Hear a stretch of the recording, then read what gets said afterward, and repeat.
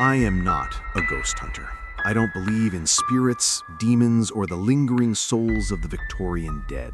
I am an urban explorer, an urbexer. I document decay. I photograph the entropy of human ambition. I've breathed in the asbestos of Detroit factories, waded through the flooded basements of abandoned asylums in Belgium, and slept in the radioactive silence of the zone. I thought I had seen the worst that neglect could do to a structure. I thought I knew the smell of history rotting, but I was wrong. What I found in the Ural Mountains, at a set of coordinates that shouldn't have existed, wasn't just abandoned, it was severed. And the story I'm about to tell you, this true story that I am typing with trembling fingers while sitting in a sterile hotel room 3,000 miles away, is a warning. Some doors are locked for a reason. Some places aren't meant to be found. It began on a forum deep within the onion-routed layers of the dark web. Not the flashy red rooms or drug markets, but the boring gray text boards where structural engineers and obsessed historians trade blueprints of Cold War bunkers. A user named Crot55 had posted a thread simply titled Object 808, the Silent Hive. The coordinates pointed to a dense, unmarked patch of forest about 200 kilometers north of Yekaterinburg. There were no roads on Google Earth, just a blurred canopy of pines. Crot55 claimed it was a biological computing facility abandoned in 1992, immediately after the fall of the Union.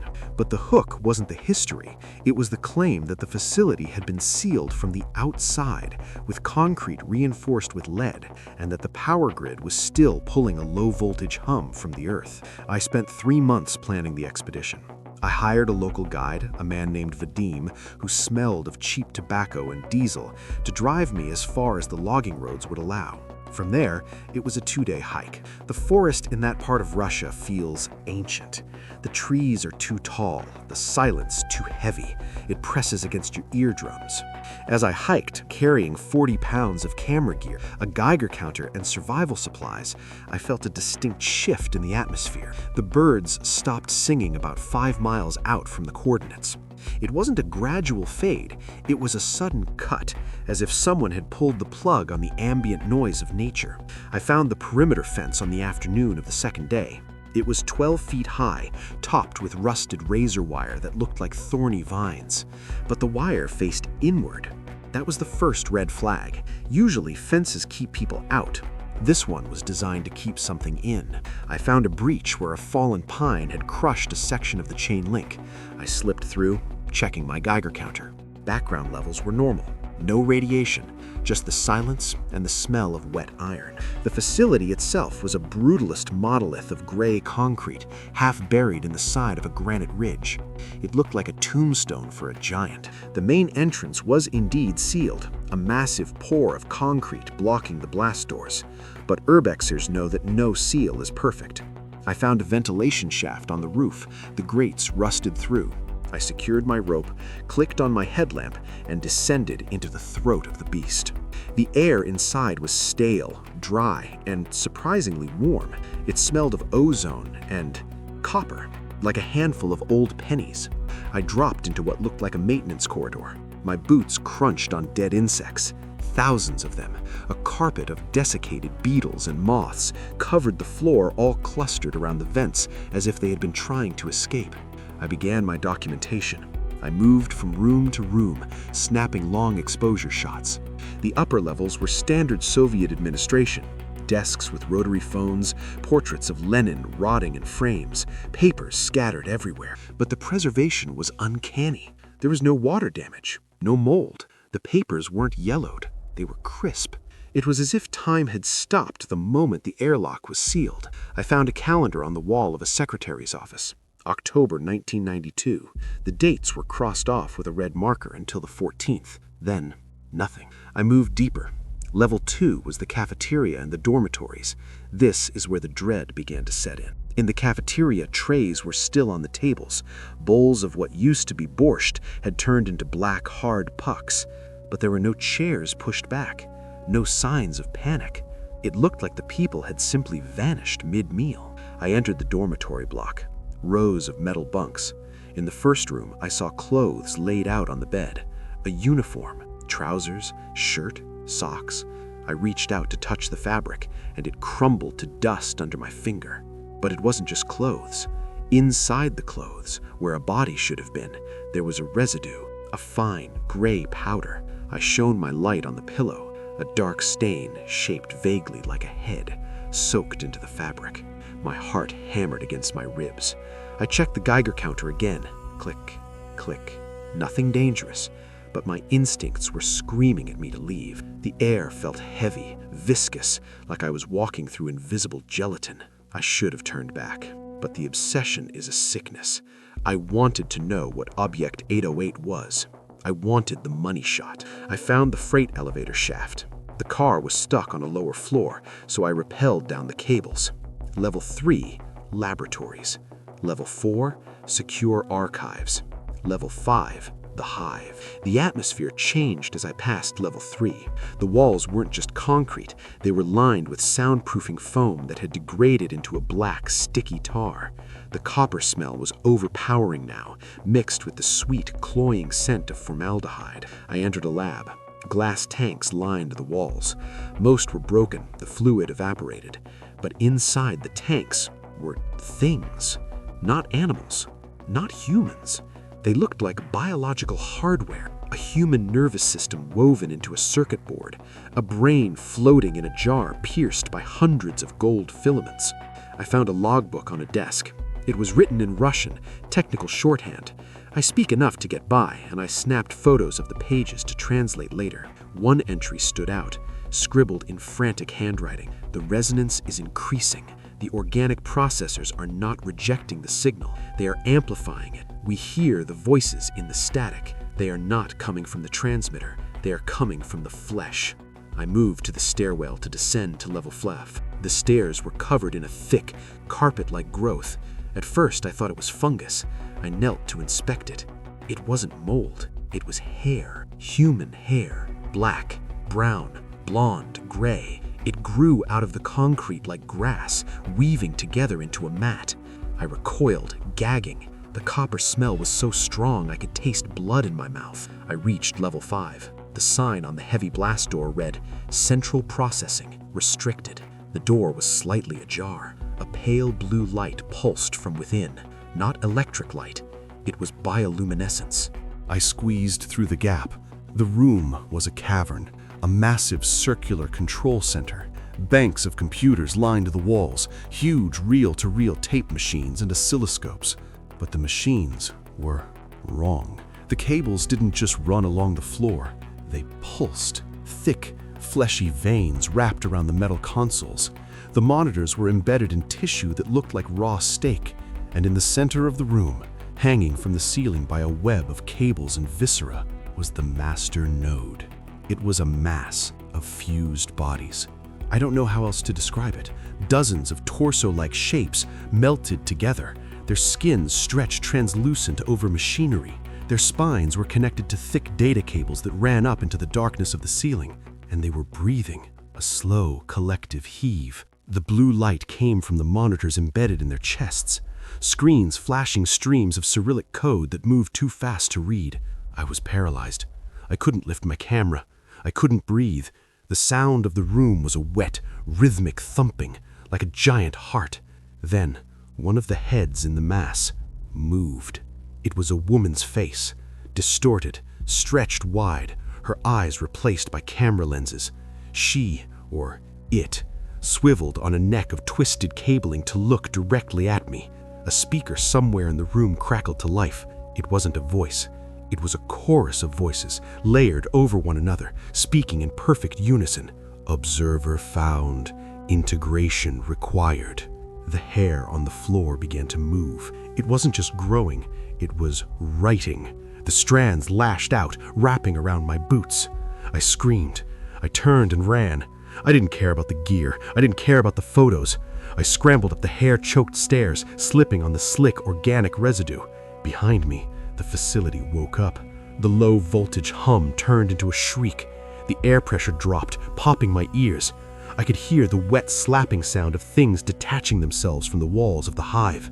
I climbed the elevator cables with the strength of absolute terror. My hands bled on the wire. I could hear them below me, the skittering of bone and metal claws on concrete. I burst out of the ventilation shaft and into the cold night air. I didn't stop. I ran through the forest, tearing my clothes on branches, falling, getting up, running until my lungs burned like fire. I didn't stop until I reached the logging road 10 miles away. I collapsed there shivering in the dirt until Vadim found me the next morning. He didn't ask questions. He took one look at my eyes and drove me straight to the airport. I developed the photos. Most of them are corrupted, just gray noise. But one survived. The shot of the master node. I'm looking at it right now. And the terrifying thing isn't the gore. It isn't the impossible fusion of man and machine. It's that in the high-resolution scan, on the screen embedded in the woman's chest, I can see a file directory, and the last modified file has a timestamp. It's dated today, and the file name is my name. I can hear the humming in the walls of this hotel room. I can smell copper. They didn't just stay in the mountain. The network has coverage everywhere. If you find coordinates for Object 808, burn them.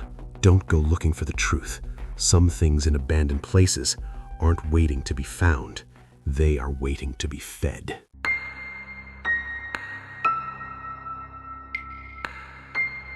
I am writing this because I can feel my memory starting to dissolve like wet tissue paper in a storm drain. I need to get this down, every detail, every smell, every terrifying second, before the static in my head gets too loud to think over. If you found this on the Urban Exploration forums or buried in a paste bin link, just know that everything I'm about to describe is true. I wish to God it was fiction. I wish I was just a creative writer looking for clout, but I'm not. My name is Elias, and 3 days ago, I broke into the Auxier-DuPont Subterranean Data Archive in the remote wilderness of West Virginia. We call it the Hive. The rumors about the Hive had been circulating in the Urbex community for years, but usually they were dismissed as creepypasta. The story went that in the late 70s, a private contractor built a massive server farm and research facility inside a defunct coal mine. They said it was for long-term data retention for government agencies. Then, in 1994, the facility went dark. No layoffs, no liquidation auction, no security detail. The power was cut, the entrance was bulldozed, and the forest was allowed to reclaim the access road. I'm not an amateur. I've done the catacombs in Paris.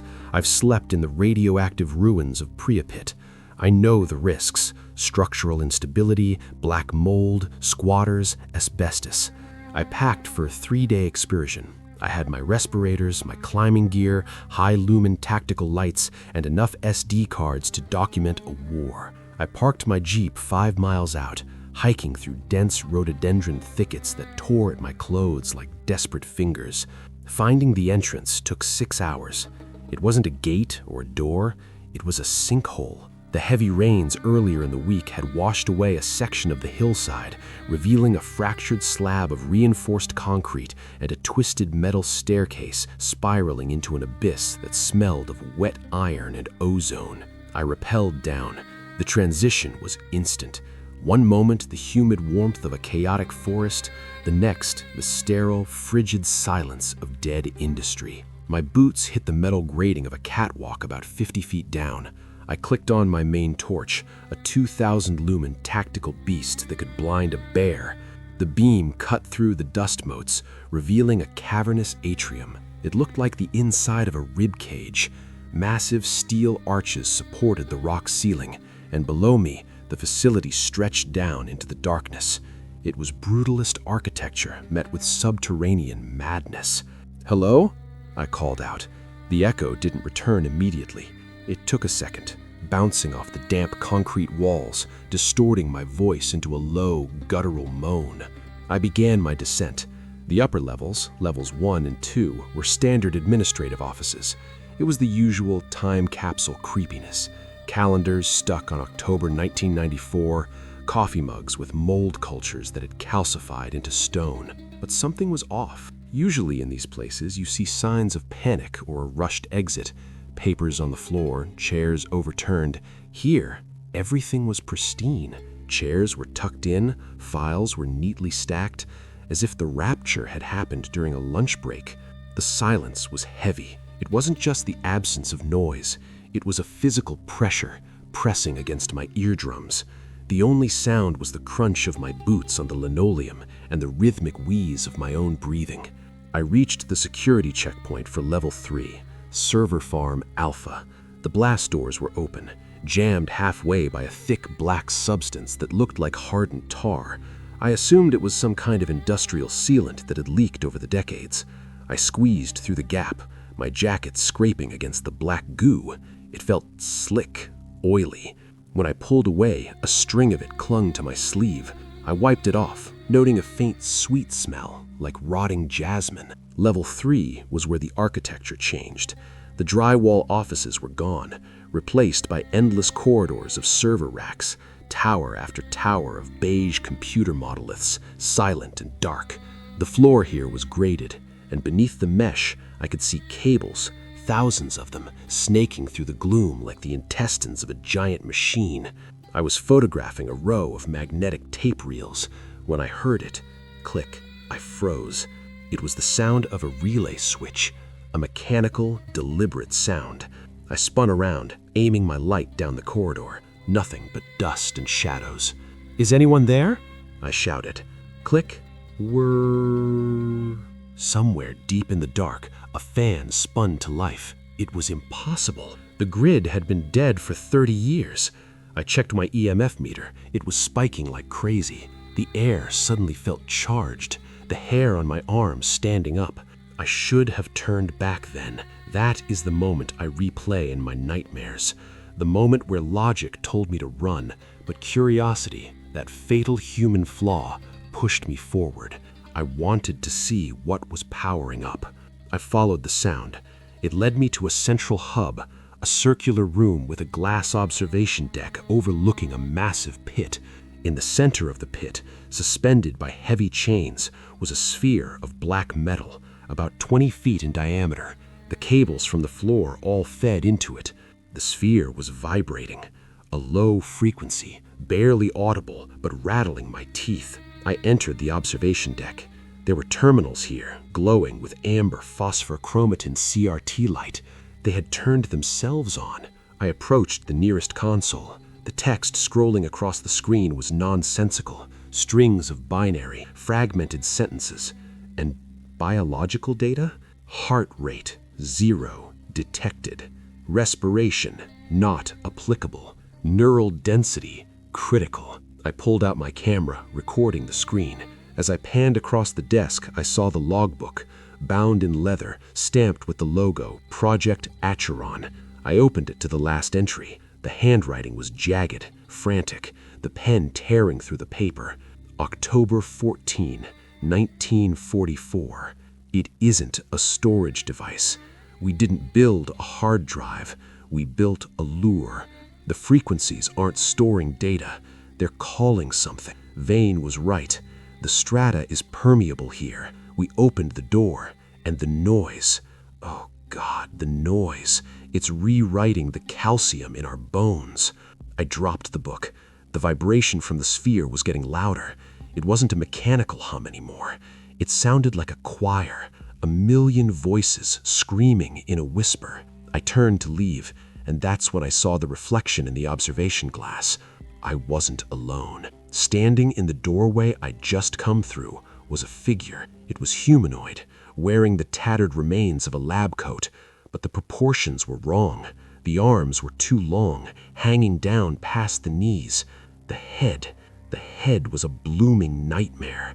Where a face should have been, the black tar I had seen earlier had erupted, hardening into a fungal-like crest that obscured the eyes and nose, leaving only a slack circular mouth filled with needle-like slivers of bone. I didn't scream.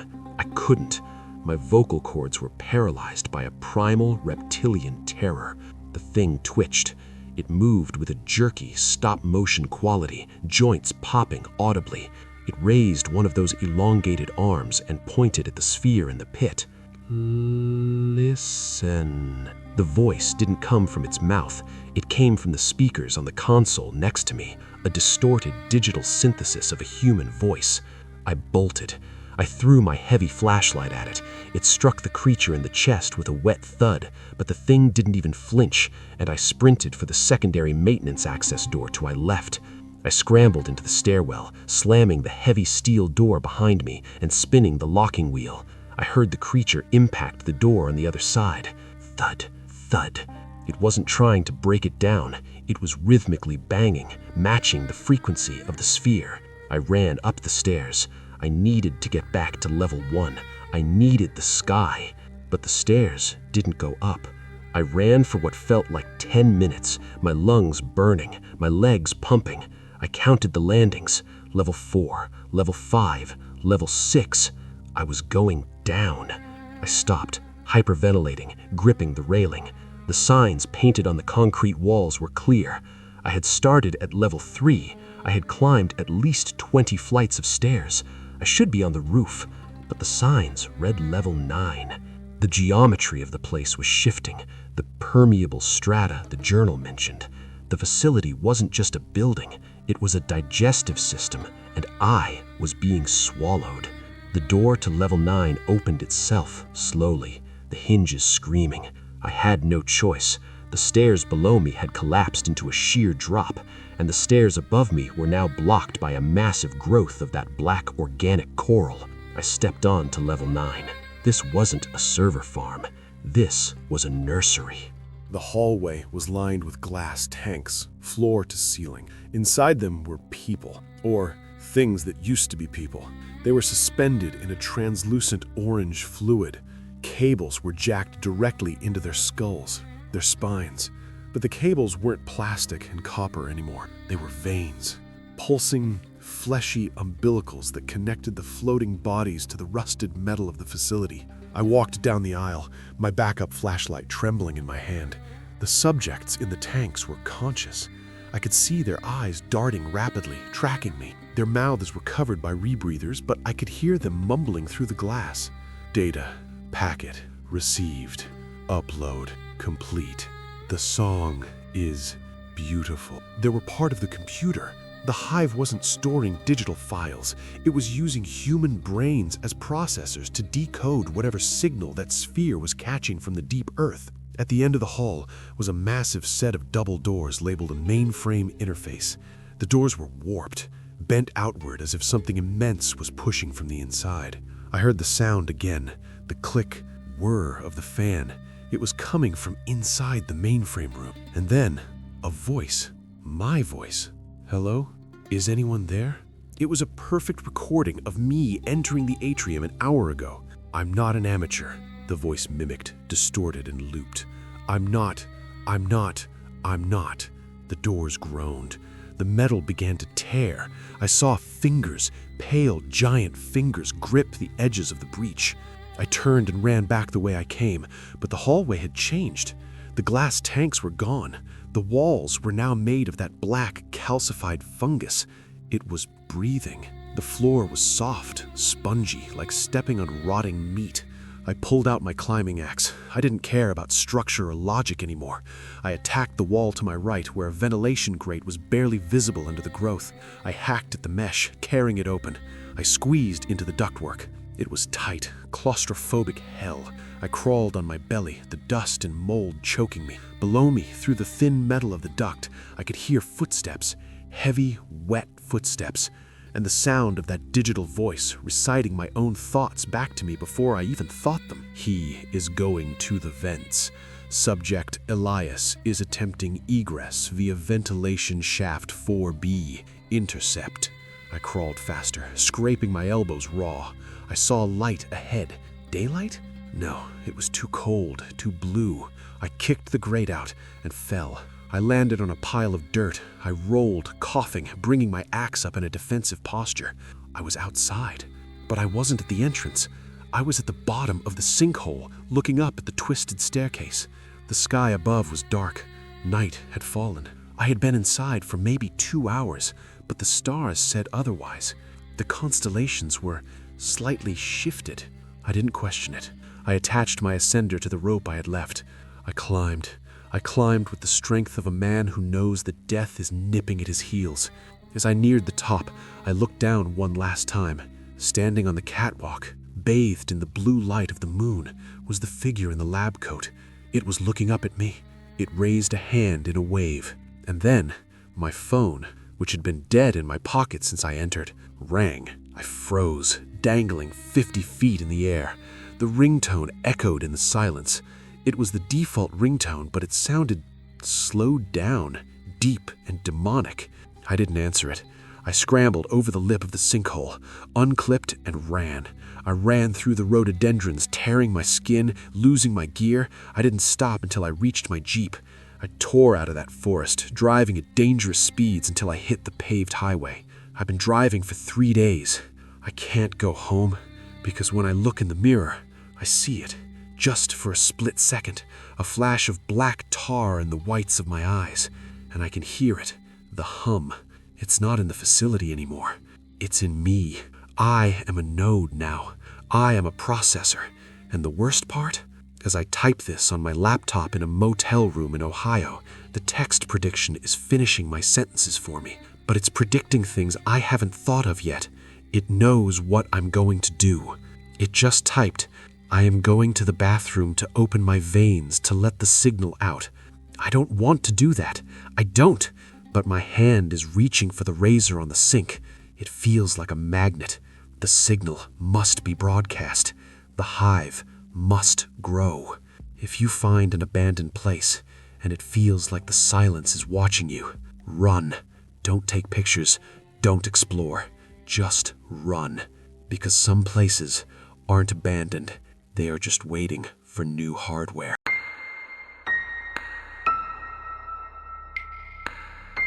The coordinates were sent to me on a secure channel, buried within the metadata of a corrupted JPEG file.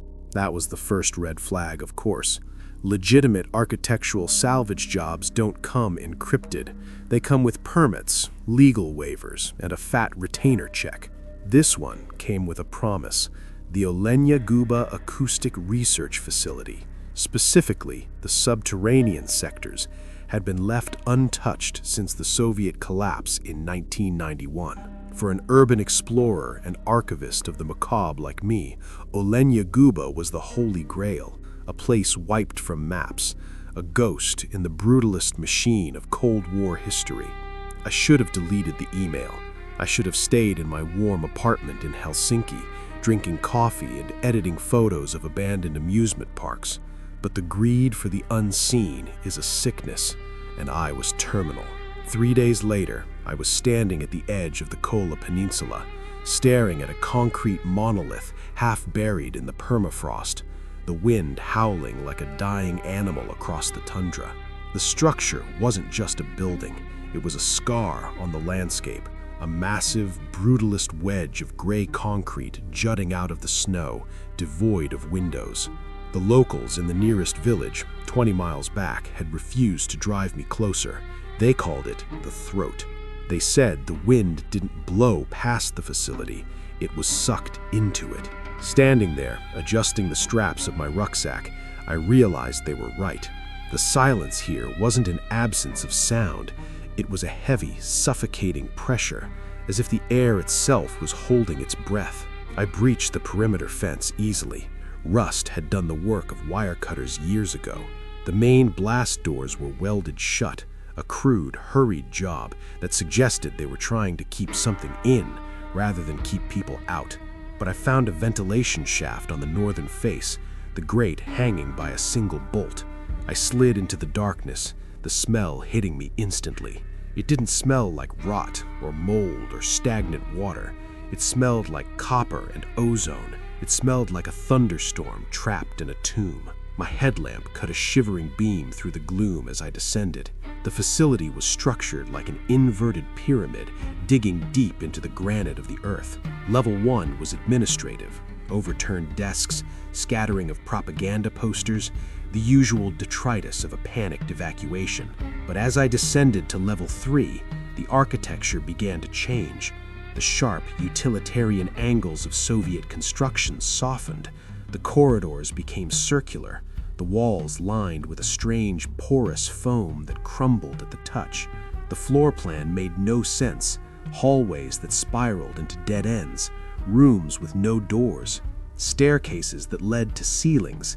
I was looking for the main archive, according to the schematic I'd been sent, but what I found on level 5 was far worse.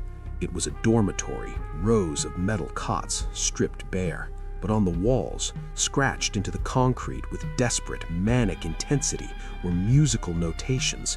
Not just a few bars, but entire symphonies etched into the stone until the fingers that carved them must have been worn down to the bone. The notes were chaotic, discordant.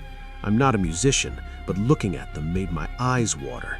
The geometry of the staff lines was wrong, spiraling, intersecting, impossible to play. It was on level 7, the acoustic isolation sector, that I found the first body, or what was left of one. It wasn't a skeleton, it was mummified, preserved by the dry, recycled air.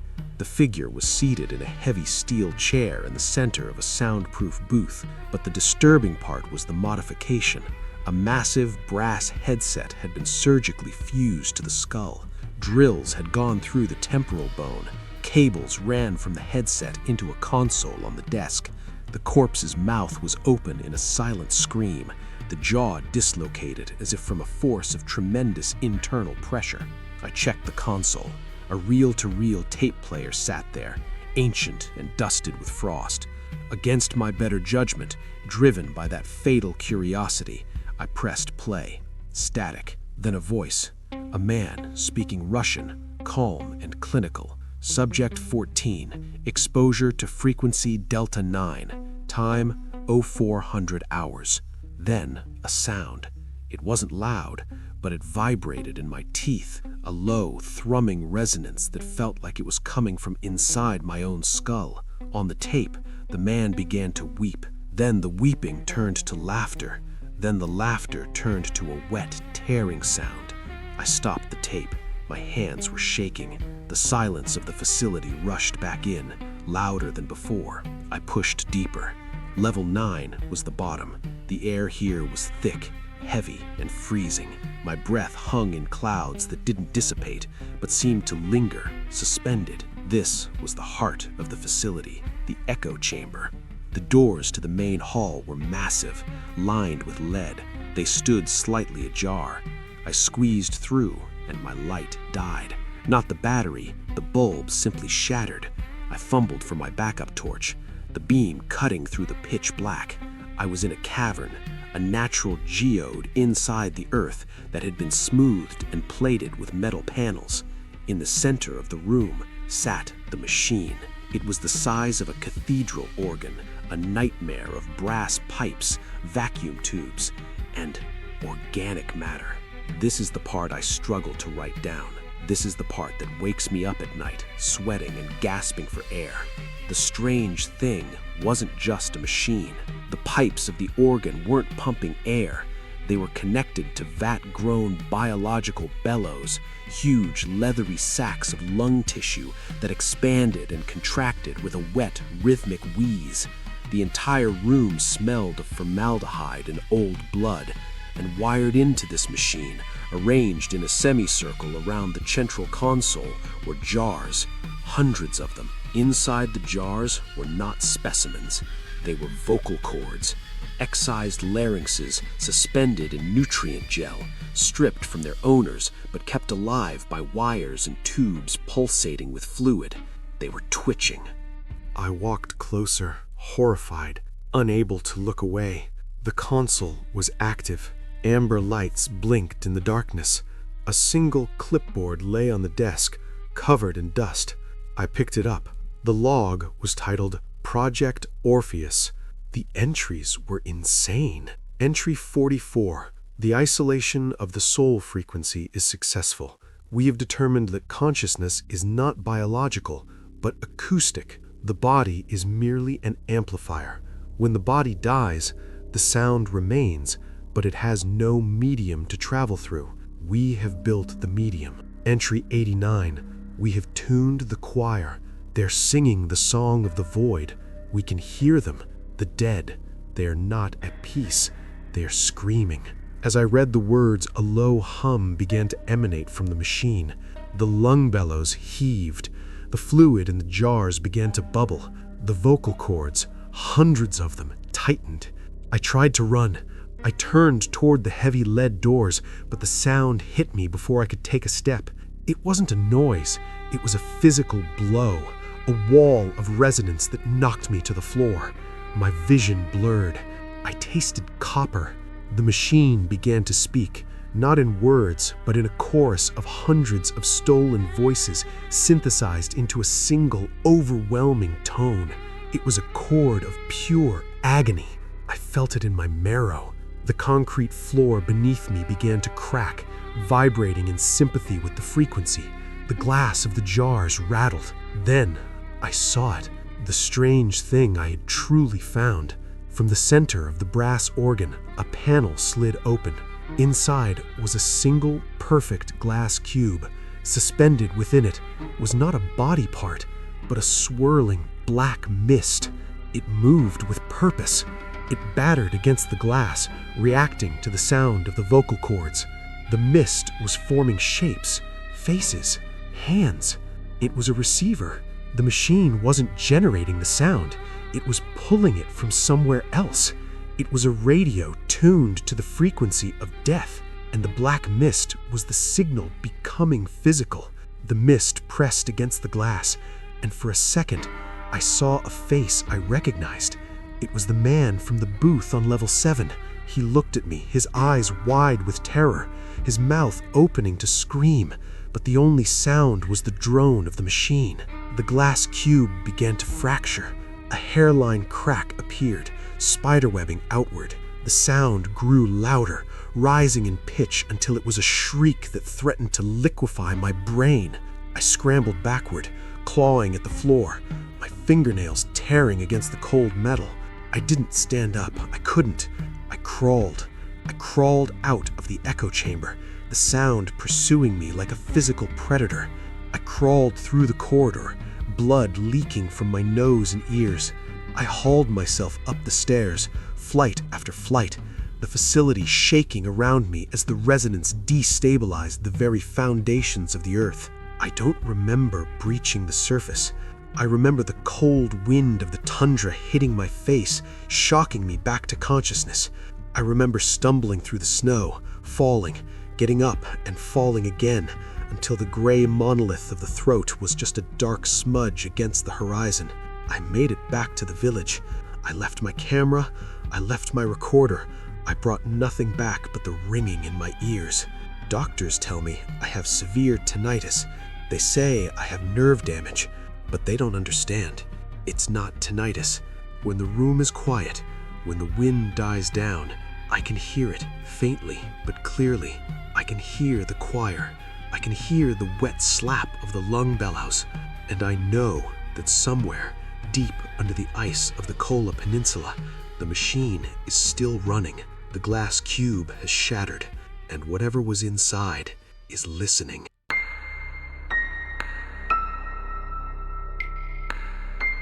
I am writing this because the silence is no longer enough to keep me safe. I used to seek it out. I used to crave the dead, heavy quiet of places the world had forgotten. I am, or I was, an urban explorer. Not the kind who breaks into abandoned Walmarts to spray graffiti, but the kind who spends months researching geological surveys, cross-referencing Cold War declassified documents, and hiking for days into the unforgiving wilderness to find a specific set of rusted coordinates. I've breathed the asbestos dust of Chernobyl's outskirts. I've walked the flooded missile silos of the Dakotas.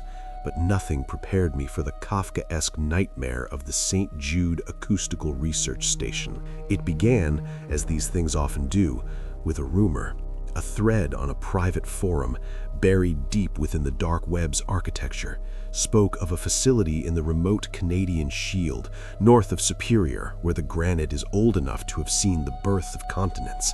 The thread didn't call it a research station. The user, who went by the handle Echolocator, called it the Throat. The coordinates led to a spot 40 miles from the nearest logging road. I packed for a week, dried rations, high-end climbing gear, a Geiger counter, and my camera, a battered Sony A7S III that could see in the dark better than I could. The trek was brutal. The boreal forest is dense and unforgiving, a tangle of spruce and muskeg that fights you for every step. But on the third day, the trees broke. There was no fence, no keep out signs, just a massive, concrete, brutalist structure jutting out of the Canadian granite like a tombstone for a giant. It was a ventilation tower, easily 5 stories tall, stained with black lichen. Around it lay the remains of a perimeter, rusted wire crushed by decades of snowfall. The silence here was different. It wasn't the absence of sound, it was a pressure. It felt like the air itself was holding its breath. I found the entrance half buried in a landslide of shale, a heavy steel blast door, remarkably uncorroded. It wasn't locked. That should have been my first warning. These places are always sealed, welded shut by the government or chained up by the owners. But the wheel turned with a screech that tore through the clearing, startling a flock of ravens into the gray sky. I stepped inside, clicking on my heavy-duty flashlight. The beam cut through swirling dust motes, revealing a long, descending corridor lined with acoustic foam. Not the cheap egg crate stuff you buy online. This was industrial grade, thick black wedges that seemed to swallow the light as much as the sound. The air smelled of ozone and something copper sharp. Old blood or just rusting iron? I descended. The ramp spiraled down, seemingly endlessly. My footsteps made no sound. The foam on the walls, ceiling, and even the floor absorbed everything. It was disorienting. I could feel the impact of my boots, but I couldn't hear them. It created a disconnect between my body and my senses, a vertigo that made me nauseous. According to the papers I'd found later in the administrative wing, St. Jude was built in 1968. It was a joint venture between a private acoustics firm and a shell company funded by DARPA. Their stated goal was the isolation and preservation of transient sonic phenomena, a fancy way of saying they wanted to record things. But as I explored the upper levels, the mess hall, the dormitories, I realized the scale of the operation was wrong. There were beds for 300 people. The kitchen was industrial. This wasn't a lab. It was a colony. The strange thing wasn't in the living quarters. Those were mundane in their creepiness.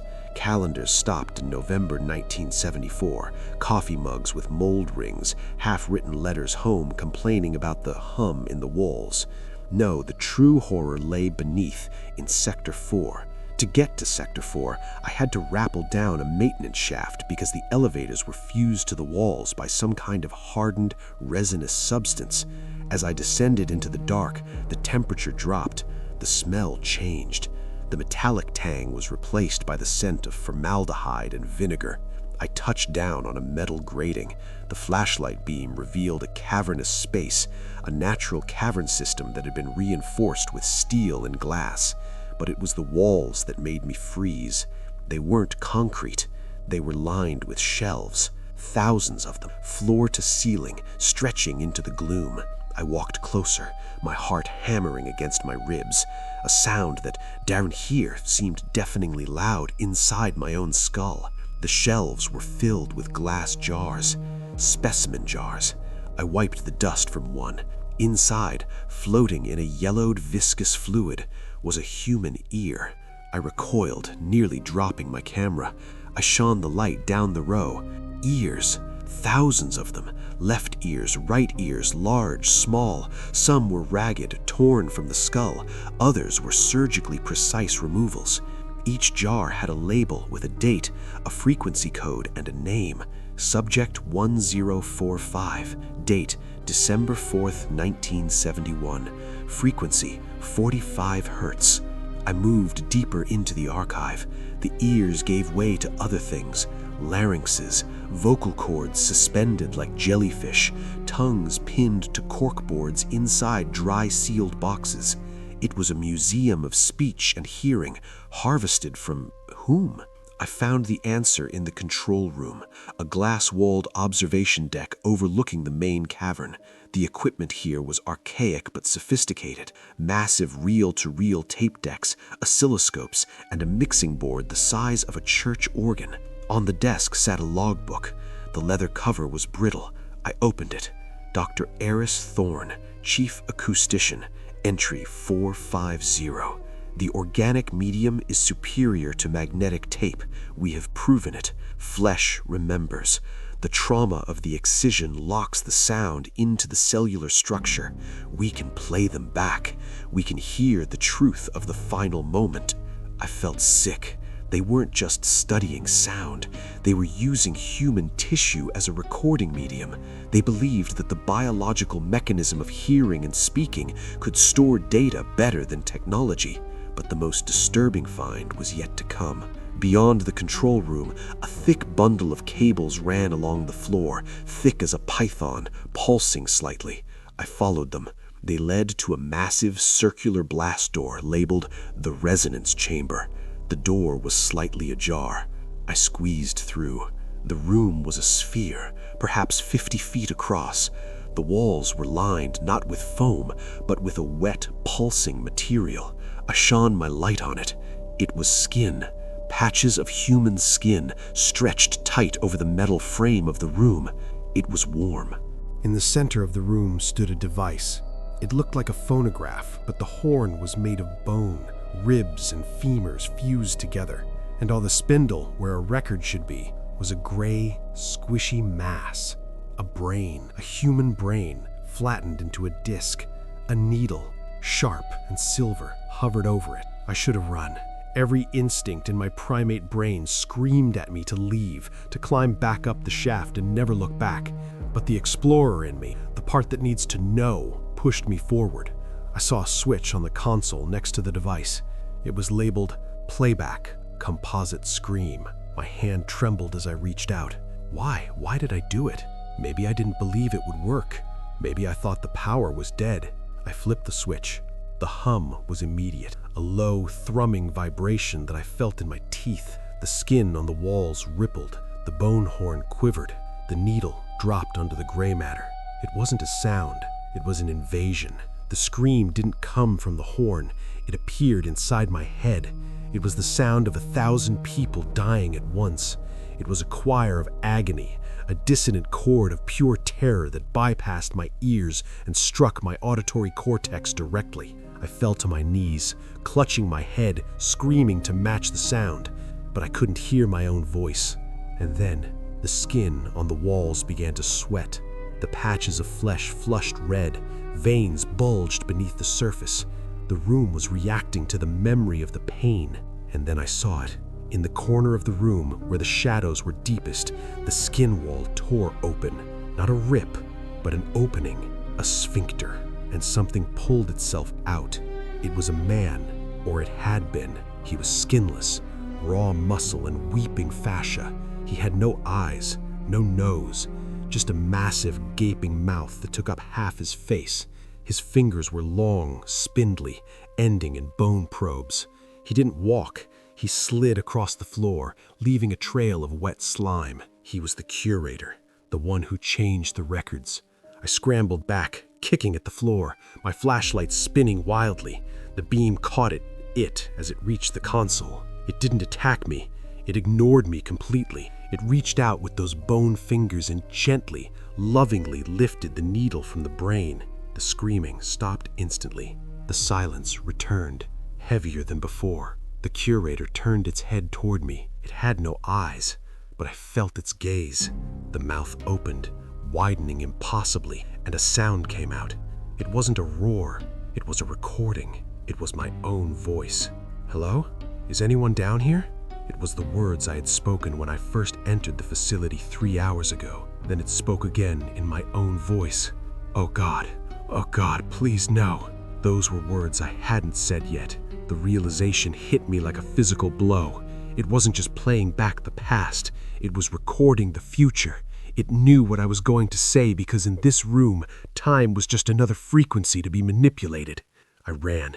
I don't remember the climb up the shaft. I don't remember the scramble through the dark corridors. I remember the sound of wet, slapping footsteps behind me, always just out of sight. I remember the wheezing laughter that echoed from the walls, the laughter of the walls themselves. I burst out into the cold Canadian air, collapsing into the snow. The sun was rising, a blinding, beautiful white. I lay there for an hour, shivering, waiting for the skinless thing to emerge. It never did. I made it back to my car. I drove for 20 hours straight. I burned the memory card. I destroyed the camera. I told the forums I found nothing but an empty mine. But I can't escape it. Sometimes, when it's very quiet in my apartment, I can hear a hum. I check the fridge, the radiator, the electronics. It's none of them. Yesterday, I cut myself shaving. I stared at the blood, at the flap of skin, and for a second, I saw it ripple. And then, from the silence of my empty living room, I heard my own voice, clear as day, whispering from the corner, "You didn't leave alone." I am writing this because I need to make a record, not on flesh, but on paper. Digital text, something that can't bleed. If you find coordinates for St. Jude, if you hear rumors of the throat, don't go. The silence there isn't empty. It's full, and it's hungry for new recordings.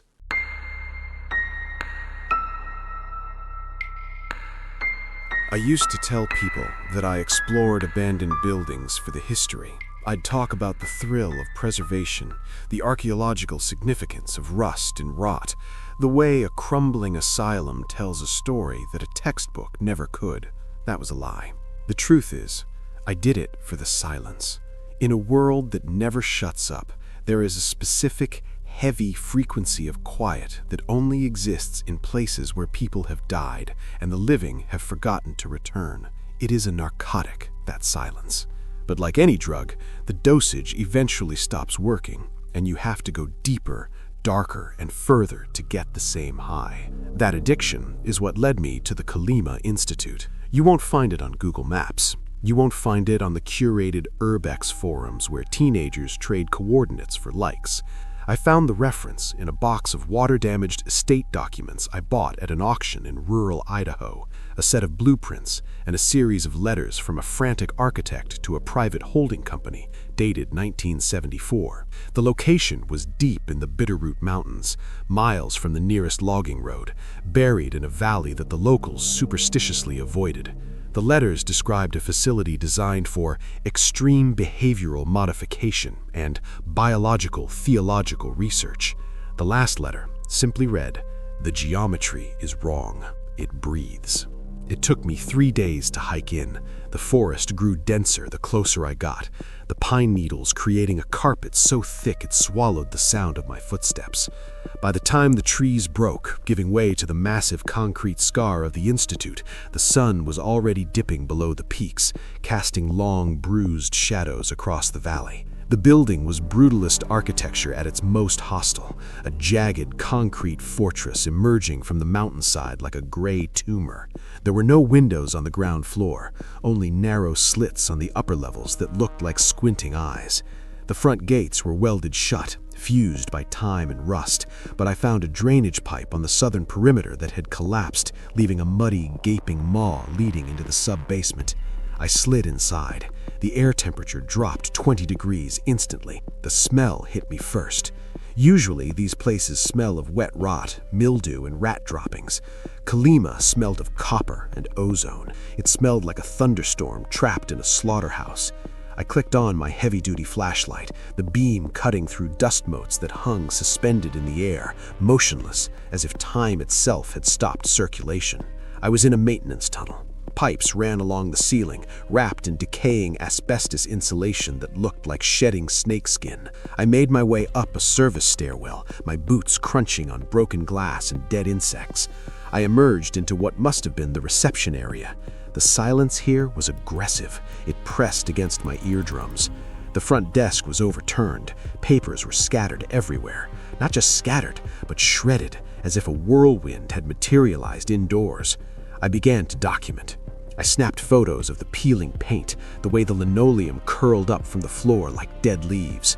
But the first strange thing I found wasn't the architecture, it was the shoes.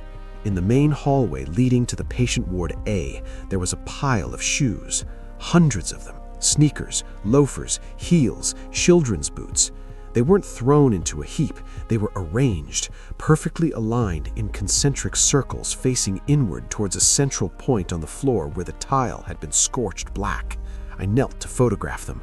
The leather was stiff, ancient, but looking closer, I saw the laces.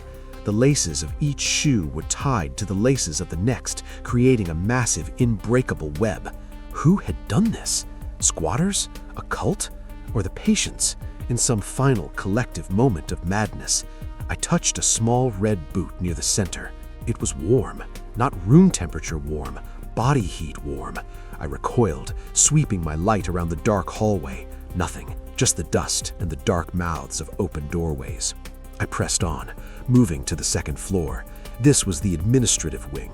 I found the director's office, a heavy oak door hanging off its top hinge. Inside, the desk was a chaotic mess of files. I picked one at random.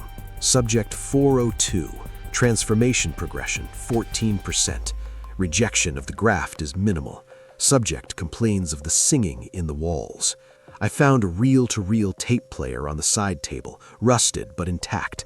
Beside it sat a single spool labeled Incident Log 11-12-79. My hands were shaking, though I told myself it was just the cold. I threaded the tape. The mechanism groaned, the wheels spun, and a crackled voice into the stagnant air. It wasn't a clinical voice. It was a man weeping. We were wrong. It wasn't a frequency.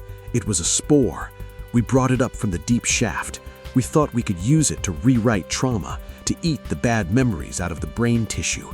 But it doesn't stop at the memories. It eats the names. It eats the shape of the bones. Sarah is part of the wall now.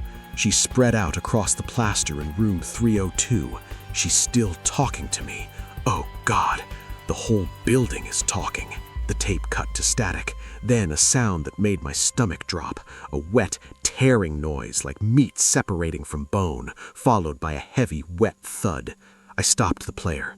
The silence rushed back in, louder than before.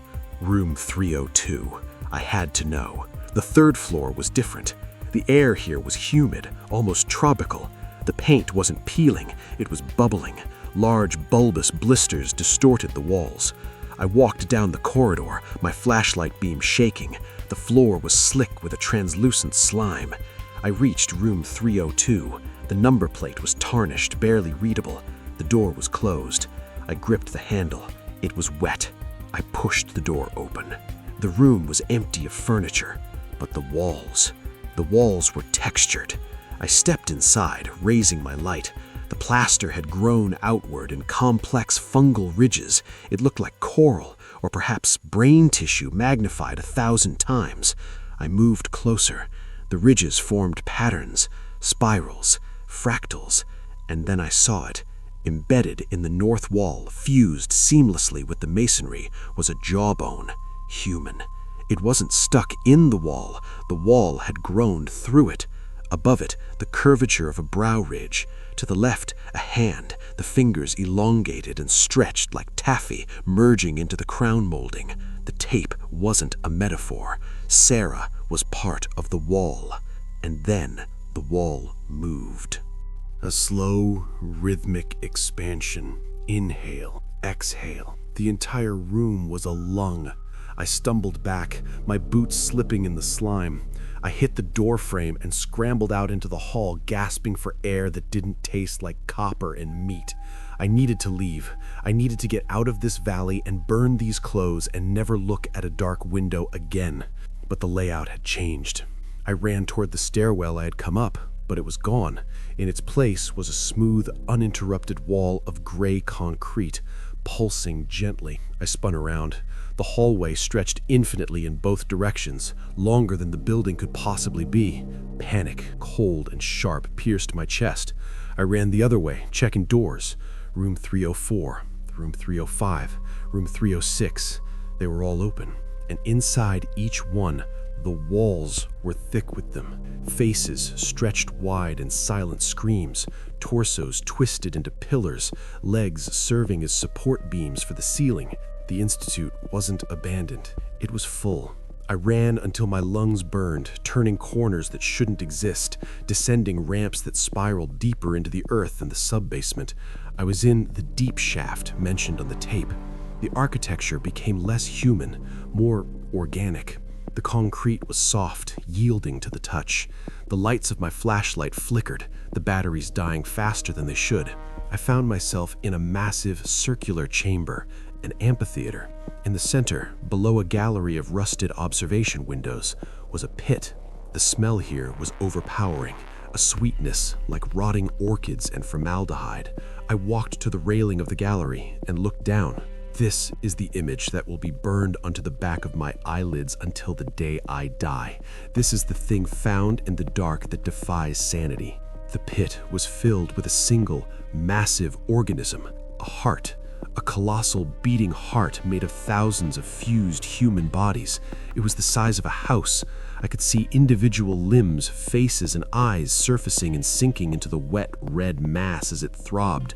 Veins as thick as tree trunks ran from the mass into the walls of the building, pumping a bioluminescent fluid upwards. This wasn't a hospital. It was a feeder, a farm, and standing at the edge of the pit, looking up at me, was a figure. It was wearing the tattered remains of a lab coat. Its face was a void of swirling fungal matter, but it held a clipboard. It raised a hand, pointing at me. My flashlight died. Total darkness. But in the dark, I could see.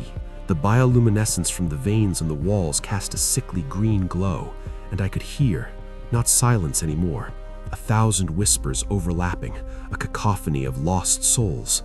Join us. The geometry is perfect. We are together. No more pain. No more silence. I don't remember how I got out. I remember running blindly in the dark, guided by sheer terror. I remember falling down a chute, sliding through muck and bones and splashing into the freezing water of the drainage pipe. I crawled out into the night air, vomiting onto the pine needles. I hiked for 3 days without stopping, bleeding, dehydrated, raving.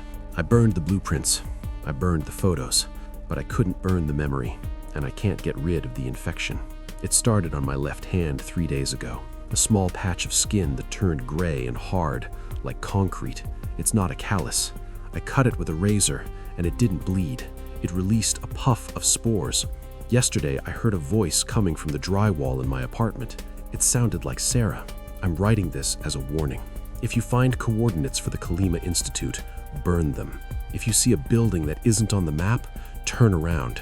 Some places aren't abandoned. They're just waiting for fresh material. The gray patch is spreading up my arm now. It feels warm. It feels peaceful. I think I'm going to lie down against the wall. It looks so soft today, so inviting. I just want to rest. I just want to be part of the structure.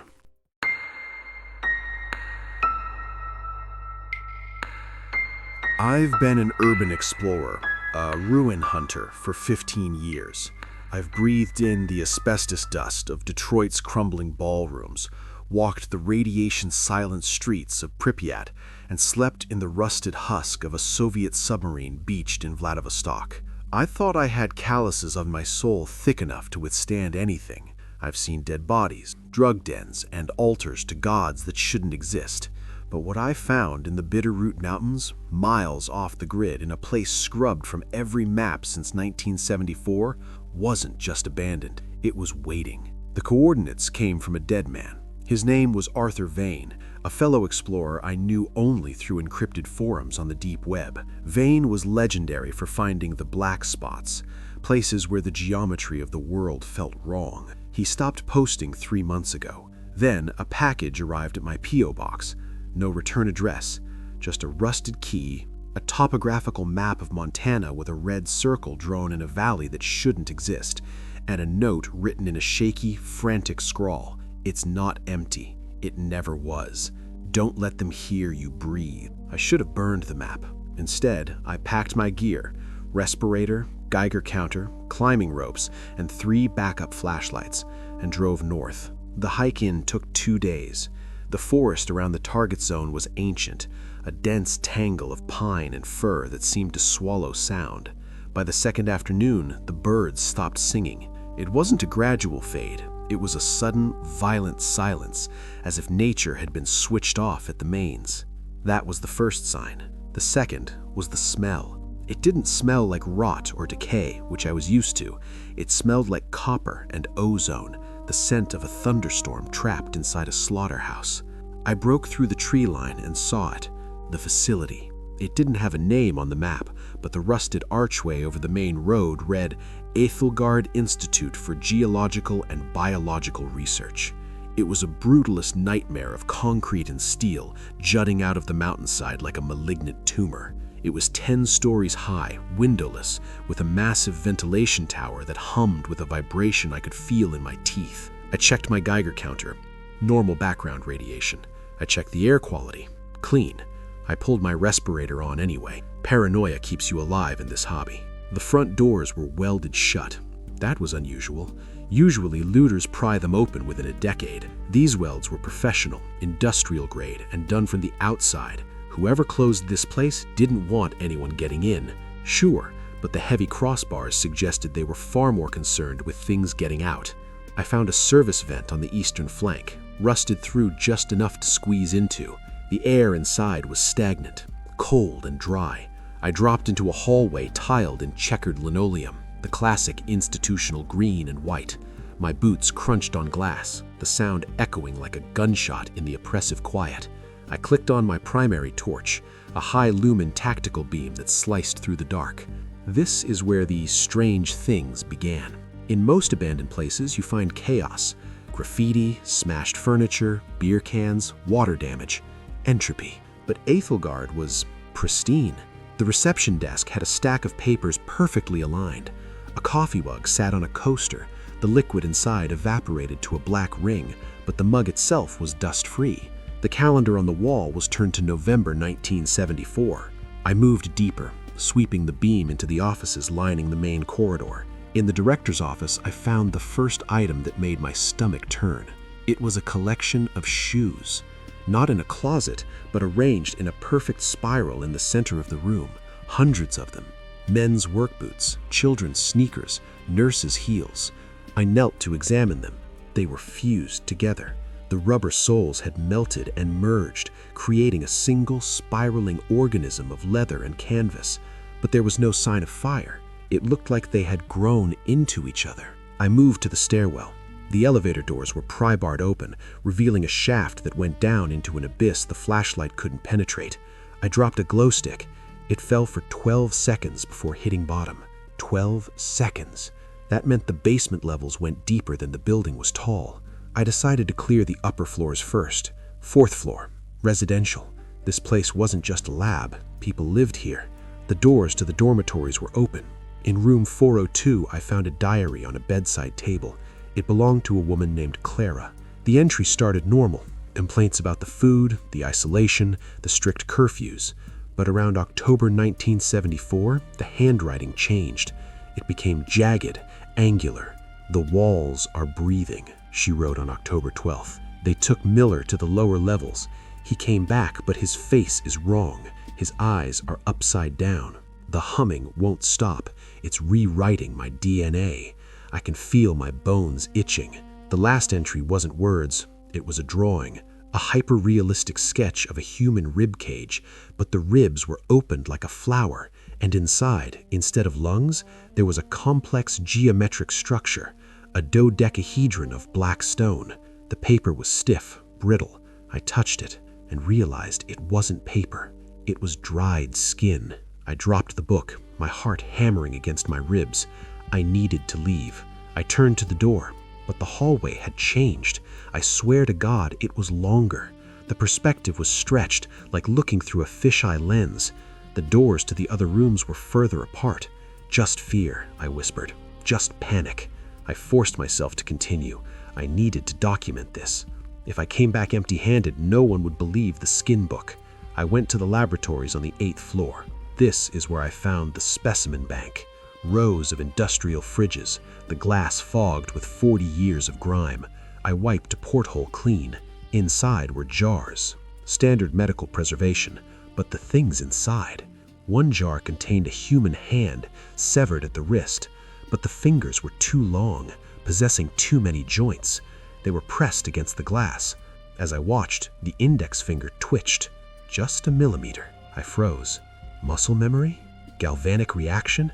No, the liquid in the jar swirled. The hand flexed, the palm pressing flat against the glass as if trying to push through. It was alive. After 40 years in formaldehyde, it was alive. I backed away, bumping into a metal trolley. The noise was deafening. Then I heard it. A sound from the ventilation duct. Scritch, scritch, thump. Something heavy was moving in the ceiling, moving fast. I ran. I didn't care about documenting anymore. I bolted for the stairwell. I hit the landing and grabbed the railing to swing myself down, but my hand recoiled in wet disgust. The railing wasn't metal anymore. It was bone, long fused vertebrae coated in a slick, clear mucus. I shone my light down the stairwell. The stairs were gone. The concrete steps had been replaced by a sloping, fleshy ramp that pulsed with a rhythmic wet beat. Veins thick as fire hoses ran along the walls, pumping a bioluminescent fluid that cast a sickly purple glow. The building wasn't abandoned. The building was the organism. Aethelgard was eating itself, digesting the concrete and steel and replacing it with biomass. I couldn't go down. I had to go up. The roof. Maybe I could rappel down the exterior. I scrambled up the bone stairs, my boots slipping on the slime.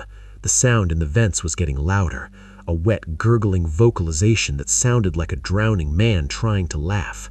I burst through onto the roof access level, the 10th floor. The door to the roof was jammed. I kicked it, slammed my shoulder against it. It wouldn't budge. I looked at the lock. It wasn't rusted.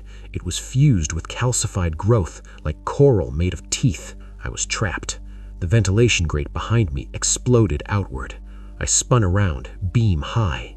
It unfolded from the ductwork like a spider made of human limbs.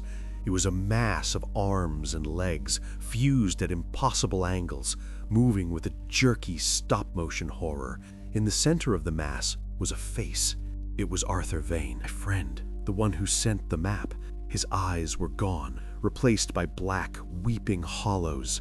His mouth was stitched shut with wire, but I could hear him screaming from somewhere inside his chest cavity. "Joe," a voice whispered. It didn't come from Vane. It came from the walls, from the floor, from the air itself. I ran back into the corridor. The geography was shifting. Rooms were rearranging themselves. I saw a door labeled security control. I threw myself inside and barricaded the door with a heavy filing cabinet. The room was filled with monitors. Surprisingly, they were on. Static fuzz mostly, but one screen was clear. It showed the front entrance, the welded doors I had seen earlier, except they weren't welded anymore. They were open, and standing there, looking up at the camera, was me, entering the building. I looked at the timestamp. It was live. I looked at my hands.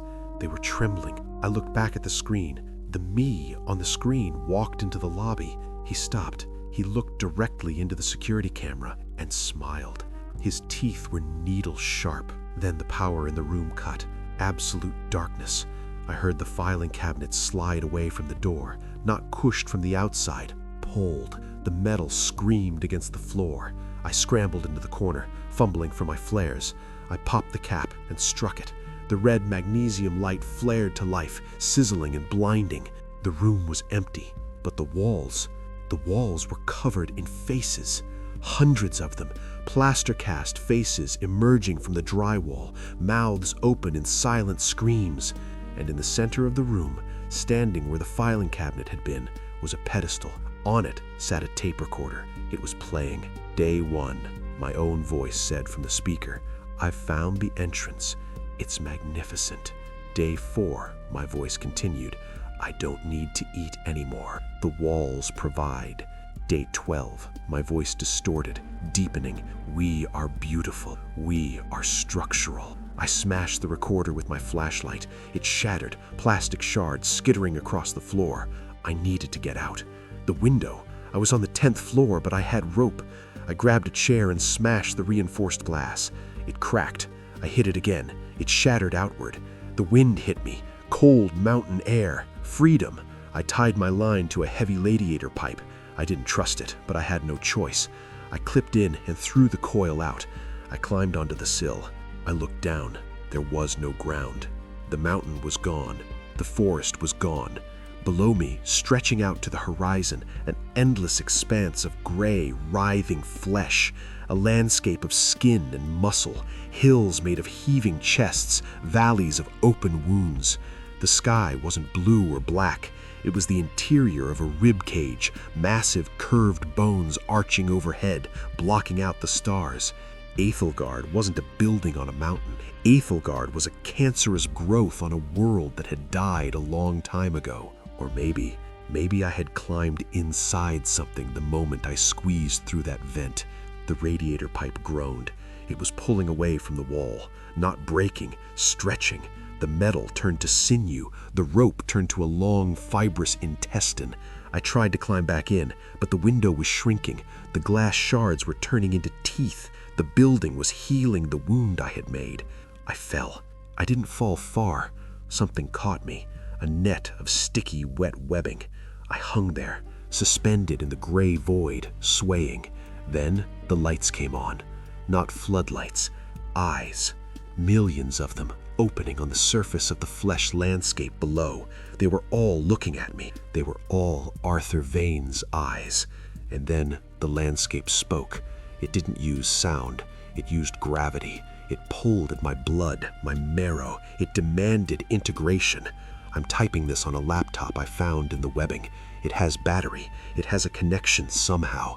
I don't know who receives this. I don't know if the internet is real anymore. My legs are gone. They didn't fall off. They merged with the web. I can feel the pulse of the facility beating in my own femoral arteries. I can feel the thoughts of the others. Clara from 1974, the man with the shoes, Vane, they're all here. We are an archive. We are a museum of the lost. If you find coordinates for the Bitterroot Mountains, if you find a key in the mail, don't burn them. Come find us. It's lonely being a monument. We need fresh exhibits. The shoes are waiting. The walls are hungry. And I have such wonderful things to show you.